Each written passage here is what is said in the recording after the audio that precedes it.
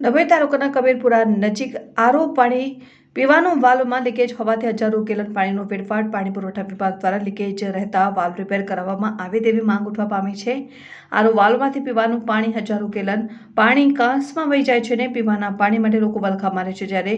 બીજી તરફ પાણી પુરવઠા અધિકારીઓ અને કર્મચારીઓની બેદરકારીને કારણે હજારો ગેલન કાંસમાંથી પાણી પીવાનું વહી જાય છે અને ડભોઈ તાલુકાના કબીરપુરા પાણી પુરવઠા યોજના અંતર્ગત પાણીની લાઇનમાંથી વાલ્વ લીકેજ રહેતા પાણીનો વેડફાટ થઈ રહ્યો છે। પાણી પુરવઠા વિભાગની બેદરકારી સામે આવી છે। ડભોઈ તાલુકાના અનેક ગામોમાં પીવાનું પાણી પુરવઠા વિભાગ દ્વારા પાણીની લાઇનો મારફત મોકલવામાં આવતું હોય છે, પરંતુ સમયાંતરે પાણી પુરવઠા વિભાગના અધિકારીઓ કર્મચારીઓ દ્વારા